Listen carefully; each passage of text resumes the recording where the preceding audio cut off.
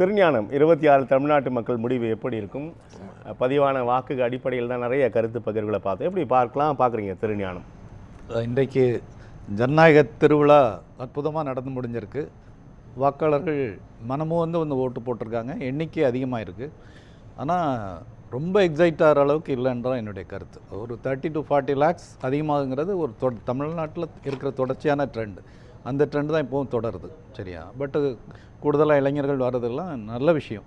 But அதுக்கு வந்து நம்ம தேர்தல் ஆணையம் பண்ணக்கூடிய இந்த 30 to 40 lakhs பெரிய ரோல் ப்ளே பண்ணும் அப்படின்ற கருத்துக்கள் நீங்கள் பார்க்கலையா? நான் சொல்லலையா, நான் அடுத்து விரிவாக வரேன். ஏன்னா இது வந்து ஒரு ரொம்ப எக்ஸைட் ஆகக்கூடிய அளவுக்கு இல்லாட்டி கூட இந்த அதிகரிப்பை நாம் வரவேற்போம். ஏன்னா ஜனநாயகத்தில் அனைவருடைய பங்களிப்பு அவசியங்கிறது பேசிக்கான விஷயம். கண்டிப்பாக. சரியா? பட்டு இந்த தேர்தலுடைய தாக்கம் பற்றி பார்க்கும்போது நான் 3 ஃபேக்டர்ஸ் பற்றி பேச விரும்புகிறேன். ஒன்று ப்ரோ இன்கும்பன்சி ஃபேக்டர், ரெண்டாவது ஆன்டி இன்கும்பன்சி ஃபேக்டர், மூணாவது ஸ்பாய்லர்ஸ்.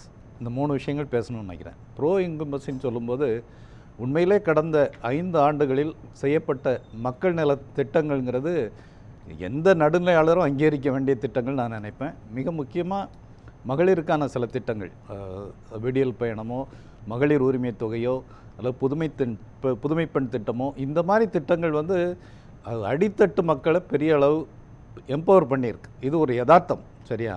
இதுக்கு பின்னாடி ஒரு பெரிய உழைப்பு இருக்குது. இந்த திட்டம் மட்டும் இல்லை, நான் முதல்வன்லாம் அற்புதமான ஸ்கீம். இந்த நான் முதல்வன் திட்டத்தோடைய தாக்கத்தை ஒரு 5-10 வருஷங்களுக்கு அப்புறம் தமிழ்நாடு வரலாறு பேசும்.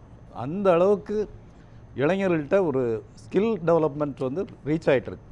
இந்த திட்டங்களுக்கு பின்னாடி நம்ம வந்து வெறும் அரசியல்வாதிகளை விடுங்க, பின்னாடி ஒரு நல்ல அதிகாரிகளோட டீம் இருக்குது. இதை நான் வெளிப்படையாக பேசணும்னு விரும்புகிறேன். ஏன்னா ஐ நோ அந்த சிஸ்டம் வந்து அங்கே எப்படி ஒரு ப்ரோஆக்டிவ் ஆஃபீஸர்ஸ் ஒர்க் பண்ணுறாங்க. பொதுவாக சில அரசுகளில் எந்த புதுமையான திட்டம் சொன்னாலும் நோன்னு சொல்லுவாங்க, ஏன்னா ஃபினான்ஷியல் பிரச்சனைகள் வரும் அப்படின்வாங்க. பட்டு நான் பார்த்ததில் இங்கே இருக்கக்கூடிய சில நல்ல ப்ரோஆக்டிவ் ஆஃபீஸர்ஸ் மக்களை சேர வேண்டிய திட்டங்களுக்கு எப்படினாலும் ஃபண்ட்ஸை உருவாக்கணும், அச்சீவ் பண்ணணுன்ற இந்த உழைப்பு இருக்குது. இதன் காரணம்தான் அற்புதமான திட்டங்கள் நடந்திருக்கு.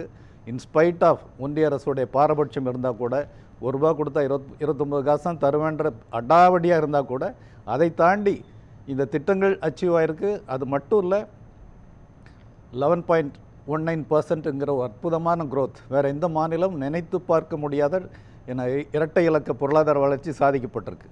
அது மட்டும் இல்லை, பிரம்மாண்டமான இலக்கை நம்முடைய முதல்வர் வச்சிருக்கிறார். $1 trillion எக்கானமி ரீச் பண்ணி காட்டணுன்றது. இது வேறு எந்த மாநிலத்திலும் இப்படி ஒரு ஸ்பிரிட்டோடு எடுத்துகிட்டு போகல. அதை நோக்கி ஒரு கோஆர்டினேட்டட் எஃபர்ட் இல்லை. நான் என்னால் சொல்கிறேன்னா, அவர் வந்து வெறுமனே வார்த்தை அல்ல, அவர் பொறுப்பேற்கும் போது தமிழ்நாட்டின் ஜிடிபி பொருளாதாரம், ஒட்டுமொத்த பொருளாதாரம் 20 லட்சம் கோடி. இப்போது இந்த 5 ஆண்டுகளில் 35 லட்சம் கோடியாக உயர்த்தியிருக்கிறார். சரியா? அதாவது கிட்டத்தட்ட 1.5 மடங்குன்னு வச்சுக்கலாம். ஏன்னா இன்னும் அதை 85 to 90 lakhs உயர்த்தணுங்கிறது தான் டார்கெட். அது சாத்தியமான இலக்கு தான்.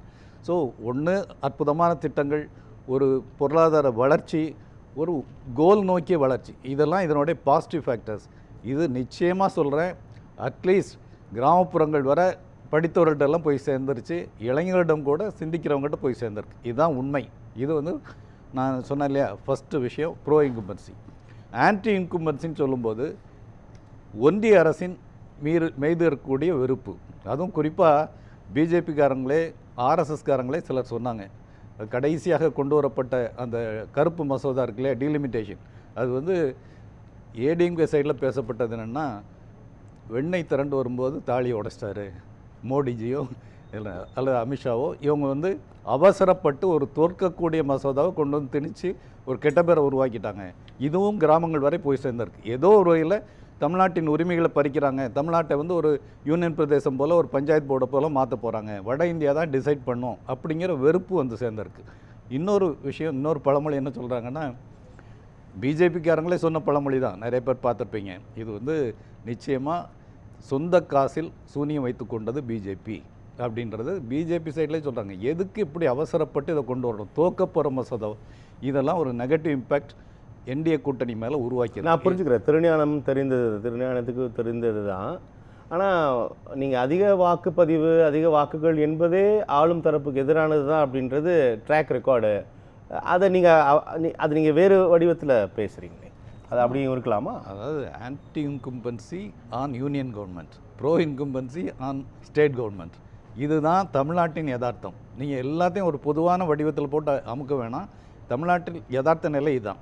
மூணாவது ஃபேக்டருக்கு வரேன், ஸ்பாய்லர்ஸ்ன்னு சொன்னால் தமிழ்நாட்டில் 2 பிரதான கூட்டணிகள் தான் களத்தில் இருக்கிறது. உண்மையில் திமுக கூட்டணி, என்டிஏ கூட்டணி தான் இல்லையா? இதுதான் மேஜர். அவங்களுக்கு தான் நெட்வொர்க் இருக்குது, பார்ட்டி ஸ்ட்ரக்சர் இருக்குது.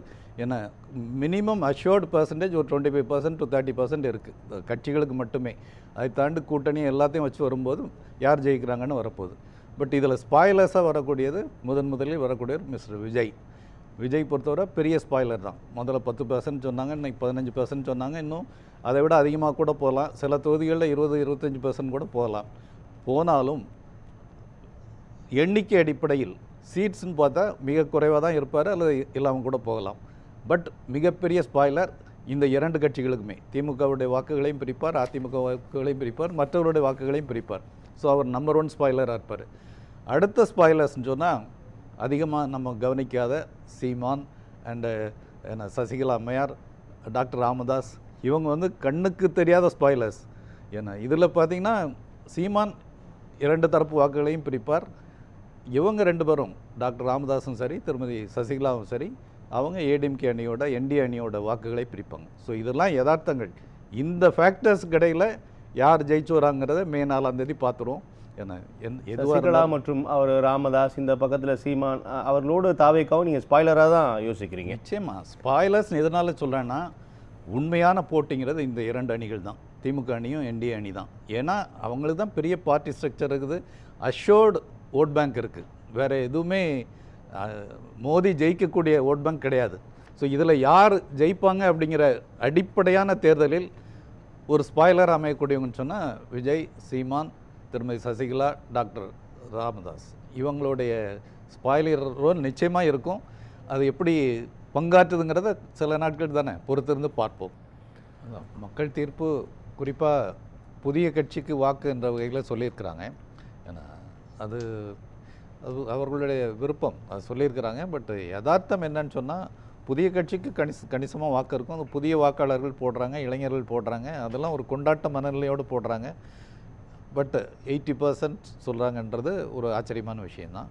என்னுடைய ஒரு முக்கியமான கணிப்பு என்னென்னா, இந்த மே 4க்கு பிறகு இந்த விஜய்க்கு பின்னாடி போகக்கூடிய அந்த கூட்டம் இருக்கு இல்லையா, அதை நெறிப்படுத்துவதுங்கிறது புதிய அரசின் மிக முக்கியமான டாஸ்காக இருக்கும்னு நினைக்கிறேன். ஏன்னா சில வீடியோஸ் பார்க்குறேன். நேற்று ஒரு தந்தை, ஒரு இளம் தந்தை தான், அவர் போட்டிருக்காரு, ஒரு ரொம்ப கவலையோடு போடுறாரு, என்னுடைய டாக்டருக்காக நீங்கள் ப்ரே பண்ணுங்கன்னு சொல்லிட்டு என்ன சொல்கிறாருன்னு சொன்னால், அவள் சின்ன வயசு தான், இப்போ தான் ஸ்கூலில் விட்டுட்டு வரேன், அவள் 100% நம்புறா விஜய் தான் சிஎம் ஆக போகிறாரு, சீட்டில் போய் உட்கார போகிறான்னு நம்புகிறா. அவளால் ஏன்னா அந்த சின்ன உலகத்தில், அந்த இன்ஸ்டா உலகத்தில் மாட்டிட்டு அவங்களுக்கு வேறு சிந்தனையே இல்லை, இப்படி தான் நினைக்கிறாங்க. இது பொய் என்று தெரிந்தால் என்ன ஆகும்னு தெரியல, ப்ரே பண்ணுங்கன்னு சொல்கிறாரு. இது ஒரு டைப். இன்னொரு இளைஞன், அவன் பெட்டில் படுத்துட்டு கதறான், எங்கள் தலைவர் சிஎம் ஆகணும், தளபதி சிஎம் ஆகணும்னு சொல்லி. இந்த மாதிரி பைத்தியங்களாக ஒரு செட் அலையுது. சரியா? இது தமிழ்நாட்டிலே இதுவரை பார்க்காத ஒரு கல்ச்சரை விஜய் உருவாக்கி வச்சுருக்காரு. இதை மீட்டெடுக்கிறது, இளம் தலைமுறையை ஒரு அறிவார்ந்த தலைமுறையாக, சிந்திக்கிற தலைமுறையாக மாற்றுறது மிக முக்கியம். அதில் நான் திராவிட கட்சிகளே குறை சொல்வேன். கடந்த 10 ஆண்டுகள் 15 ஆண்டுகளாக இந்த மாணவர்கள் மத்தியில் வேலை செய்யலை. அதுக்கு முன்னாடிலாம் கல்லூரிகளில் அறிவார்ந்த உரையாடல்கள் இருக்கும், விவாதங்கள் இருக்கும், இலக்கியம் என்ற கூட்டங்கள் இருக்கும். அதில் ஒரு பெரிய செட்பேக் இருந்தது. அதனால தான் என்ன ஆயிடுச்சுன்னா, அங்கே போய் இந்த கல்ச்சர் உட்காந்துருச்சு. அது தமிழ்நாட்டுக்கே ஒரு சாபக்கேடு தான். நிச்சயமாக சொல்கிறேன், எந்த ஆட்சி வந்தாலும் முதல் கடமை இந்த இளைய தலைமுறையை நெறிப்படுத்துவது, அதுக்கான வேலைகள் தொடங்கப்படணுங்கிறது என்னுடைய உள்ளார்ந்த விருப்பம். ஏன்னா இந்த சமூக ஊடகம் உருவாக்கக்கூடிய மாயையிலிருந்து மீட்டெடுத்து குழந்தைகளை, இளைஞர்களை சிந்திக்க வைக்கணும். அதில் அட்லீஸ்ட் விஜயாவது ஒரு படுதோல்விக்கு அப்புறம் அவராவது திருந்தி முன்னெடுத்தார்னா அவரை பாராட்டுவோம்.